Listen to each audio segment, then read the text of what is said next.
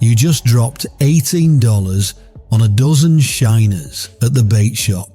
Your buddy walks up with a plastic grocery bag and proceeds to catch 3 times as many bass as you in the next 2 hours. What's in that bag? Hot dogs? Nope. Chicken liver? Not even close. It's something you've walked past 100 times in the seafood section and never thought twice about it. And here's the kicker. It costs less than your morning coffee. I'm about to show you why this bait works better than live shiners and why tackle shops absolutely hate when anglers figure this out. Last spring, I was fishing a tournament on a lake in East Texas. Water temp was sitting right around 68 degrees. Perfect bass conditions. I'd spent the morning throwing 12 shiners under docks and I had exactly 2 keeper bass to show for it. Not great when you're trying to place in the top 10. Around 10 AM, I ran into another angler at the boat ramp. This guy wasn't even in the tournament. He was just out there having fun and his live well was absolutely loaded. I'm talking 15, maybe 18 bass. All solid keepers, couple of them pushing 4 pounds. I had to ask, "What you using, man?" He grinned and pulled out a Ziploc bag. Inside, cut up pieces of raw shrimp, the kind you buy at Walmart for $5.99 a pound. Not fancy bait shop shrimp, just regular frozen grocery store shrimp. I thought he was messing with me, but he wasn't. He showed me his rig. Simple Carolina rig, 3/4 ounce weight, 18-inch leader, and a chunk of shrimp on a 2-0 circle hook. He'd been dragging it along the bottom near drop-offs and absolutely crushing it. That day, I learned something that changed how I fish. Sometimes the best bait isn't the most expensive. Sometimes it's not even alive. And sometimes the tackle industry doesn't want you to know about it because there's no profit margin in sending you to the grocery store instead of the bait counter. Sound familiar? You've probably spent hundreds on premium bait while the real secret was sitting in the frozen food section the whole time. If this is your first time here, welcome to the channel. I'm here to uncover the fishing secrets that the tackle industry doesn't advertise, the techniques that actually work, not just the ones that sell. We're talking real-world fishing knowledge that puts more fish in your boat without emptying your wallet. Hit that subscribe button and smash the bell so you don't miss the next one. Now, let me explain exactly why grocery store shrimp outfishes live shiners, and the science behind it is actually pretty wild. Here's the thing about fish. They don't hunt with their eyes first, they hunt with their nose. And shrimp has something that shiners just can't compete with. An insane scent profile that triggers feeding responses in bass, catfish, redfish, snapper, basically anything that swims. Let me break down the biology for you. Fish have these things called olfactory receptors. They're like smell detectors, and some species have millions of them. A largemouth bass can detect 1 drop of scent in an Olympic-sized swimming pool. That's how sensitive their noses are. Shrimp releases amino acids when it's in the water. These amino acids, stuff like glycine, alanine, and proline, are the exact same chemical signals that tell a bass, "Hey, there's food here." It's like ringing a dinner bell underwater. And because shrimp is oily and breaks down slowly in water, it keeps releasing that scent for 20, 30, sometimes 40 minutes on a single piece. Shiners, they're great when they're lively, but the second they die, they lose most of their appeal. They don't have that oil content. They don't release the same amino acid profile. And let's be honest, how long does a shiner actually stay lively on your hook? Maybe 10 minutes if you're lucky. Now here's where it gets even better. Shrimp is a natural food source for almost every predatory fish in fresh water and salt water. Bass eat crawfish, right? Well, crawfish and shrimp are cousins. They're both crustaceans. So when a bass smells shrimp, its brain says, I know this. This is safe. This is food. You're not asking the fish to try something weird. You're giving it exactly what it's programmed to eat. And here's the part that blows my mind. Shrimp works in water conditions where live bait fails. Murky water? Shrimp wins because fish rely on scent, not sight. Cold water? Shrimp still releases scent even when fish metabolism slows down. Pressured lakes where fish have seen every lure in the tackle box. Shrimp doesn't look like a lure. It smells like dinner. Want to know why this works so well? It's because fish are lazy. They don't want to chase. They want easy meals. A piece of shrimp sitting on the bottom, pumping out scent for half an hour? That's the easiest meal in the lake. Now compare that to what doesn't work. Artificial scents. Most of them are just cheap oils with fish attractant labels. They wash off in minutes. Expensive soft plastics with built-in scent. Same deal. They might work for the first few casts, but after that, you're just throwing plastic. And live bait like shiners or minnows, don't get me wrong, they work, but they're fragile. They die fast. They're expensive. And you can't store them for months in your freezer like you can with shrimp. Here's a question for you. Why do you think so many saltwater anglers use shrimp as their go-to bait? Because it works. Period. And freshwater fish aren't any different. They've got the same noses, the same feeding triggers, the same biology. So when someone tells you that you need $20 worth of live bait to catch fish, they're either selling you something or they haven't tried the grocery store yet. You know what the crazy part is? This isn't new. Anglers in the Gulf Coast have been using shrimp for decades. But somehow, the freshwater fishing world convinced everyone that you need shiners or expensive lures. It's marketing. That's it.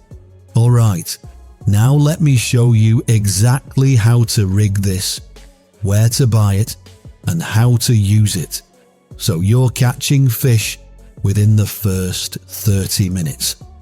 Let's get into the step-by-step. I'm going to walk you through everything, what to buy, how to prep it, how to rig it, and how to fish it. This is stupid simple, but the details matter. Step 1. What to buy at the grocery store.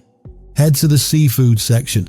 You're looking for raw, uncooked shrimp, not the pre-cooked cocktail shrimp, not the breaded popcorn shrimp. Raw. Shell on is fine, peeled is fine.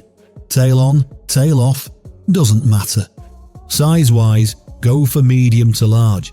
In shrimp terms, that's usually 31/40th count or 21/30th count. That means you get 31 to 40 shrimp per pound. You don't need jumbo shrimp. Medium works perfect. Frozen is actually better than fresh because it's cheaper and you can store it. A 1 pound bag runs you $5 to $8 depending on where you shop. That's enough bait for 4 or 5 trips. Easy. Step 2. Prep the shrimp at home. When you get home, if it's frozen, let it thaw in the fridge overnight. Don't microwave it. Don't run it under hot water. Just let it thaw naturally. Once it's thawed, grab a cutting board and a sharp knife. You're going to cut each shrimp into 2 or 3 pieces, depending on the size. For medium shrimp, cut it in half. For large shrimp, cut it into thirds. Why cut it? 2 reasons. First, it releases more scent when it's got exposed flesh. Second, you get more bait per shrimp. 1 shrimp becomes 2 or 3 hook baits. After you cut them, put the pieces into a Ziploc bag. Add a little bit of salt, maybe a tablespoon per pound. The salt firms up the shrimp so it stays on the hook better. Some guys add garlic powder or anise oil. I've tried it. It works, but it's not necessary. Plain salted shrimp works just fine. Seal the bag and toss it in the freezer. It'll last for months. When you're ready to fish, just grab a handful and throw it in your cooler. Step 3. Rigging the shrimp. Now let's talk about how to put this on a hook. There are a few ways to do this depending on what you're targeting. For bass, Carolina rig. This is my go-to. You need 3/4 ounce egg sinker, plastic bead barrel, swivel 18 to 24 inches of fluorocarbon leader, 12 to 15 pound test, 2/0 or 3/0 circle hook. Thread the egg sinker onto your main line, then the bead, then tie on the swivel.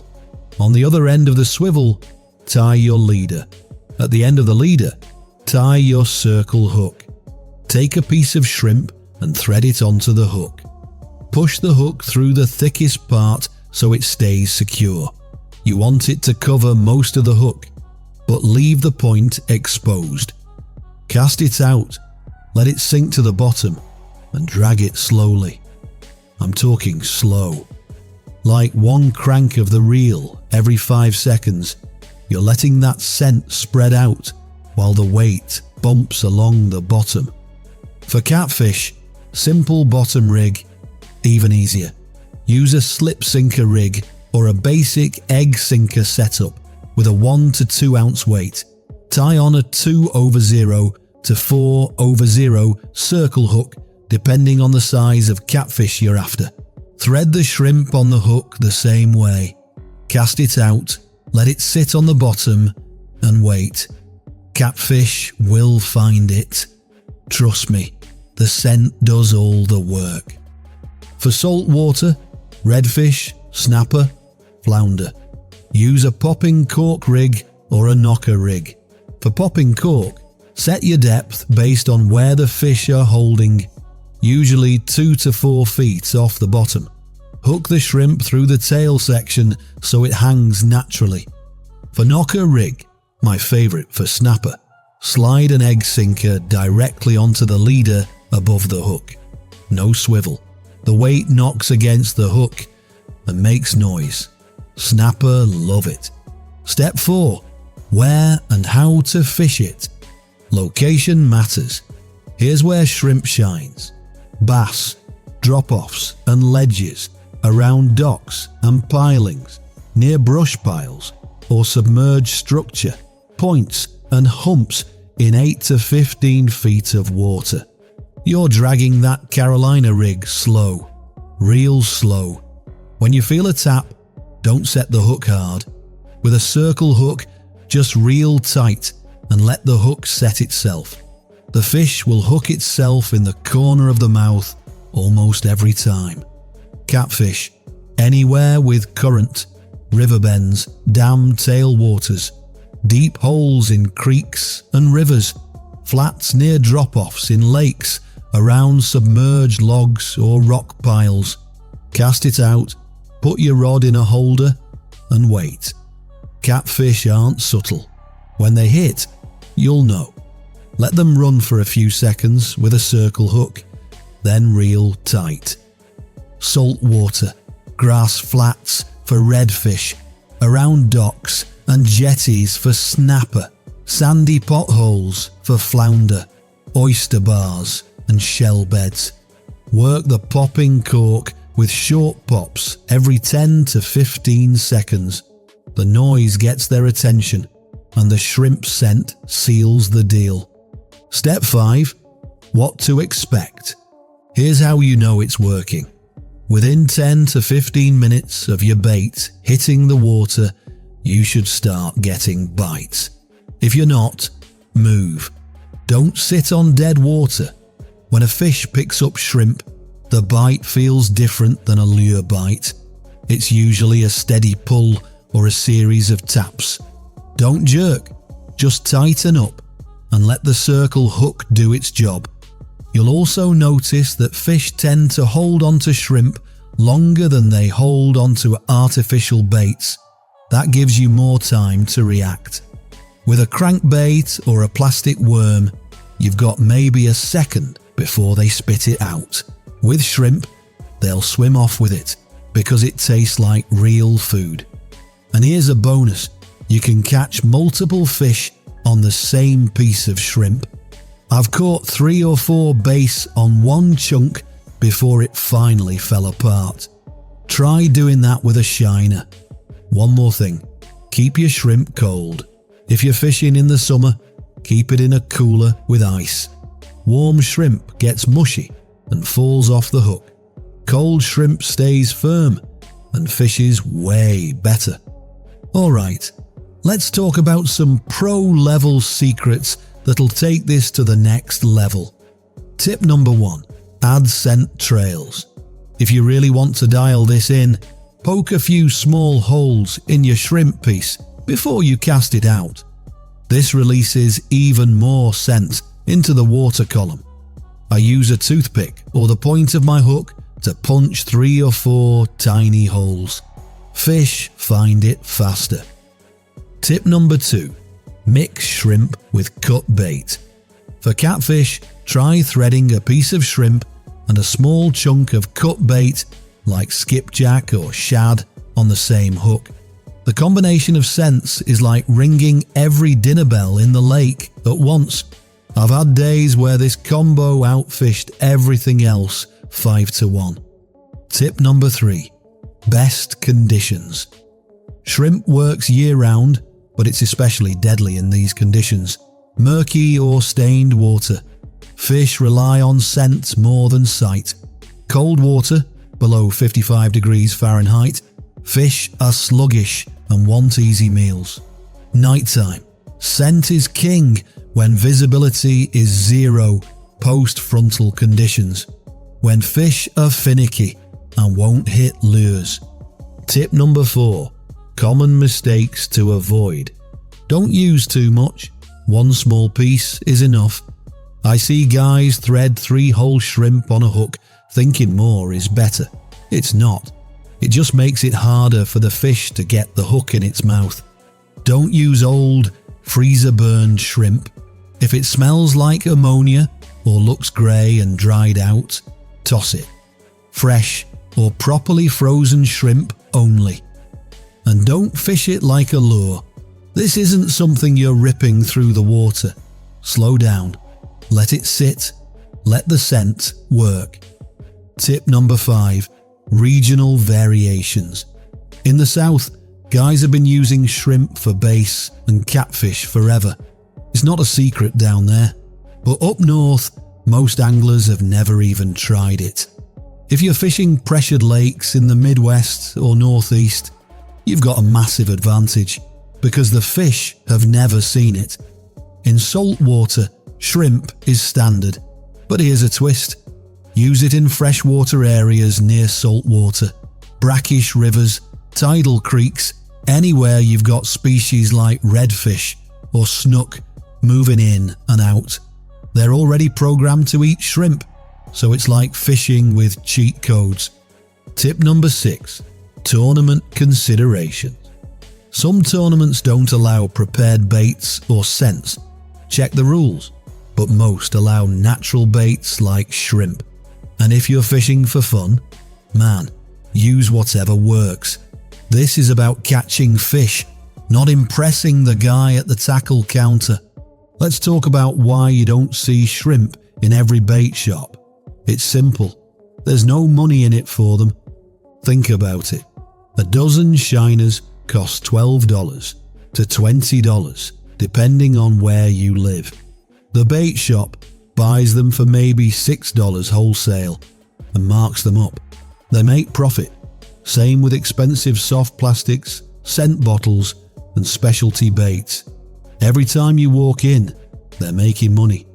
But if they tell you to go buy shrimp at Walmart, they make $0. You're not coming back to them. You're not buying their premium bait. You're solving your own problem for $6 a pound. And that bag lasts you all month. The tackle industry thrives on complexity. They want you to believe you need the latest lure, the newest scent, the most advanced bait. And don't get me wrong, some of that stuff works, but a lot of it is just marketing. Shrimp is the opposite of marketing. It's boring, it's cheap, it's been around forever. There's no fancy packaging, no pro-angler endorsement, no viral TikTok campaign. It's just effective. And here's the kicker. Some tournament circuits actually limit or ban natural baits like shrimp because they work too well. They want anglers using artificial lures because it's more sporting. But if you're fishing for food or fun, why would you handicap yourself? While other anglers are dropping $50 on a tackle shop trip, you're spending $6 at the grocery store and catching just as many fish. Probably more. That's the truth they don't advertise. If this helped you out, smash that like button.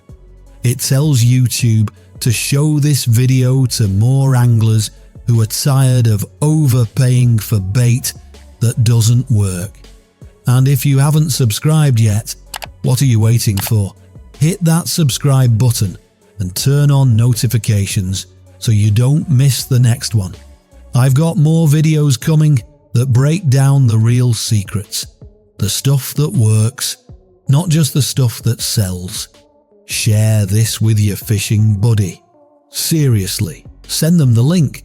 They'll thank you when they're catching fish and saving money. Next video, I'm showing you the one lure modification that doubles your hookup ratio, and it costs you absolutely nothing. You're going to want to see that. Now get out there and catch some fish.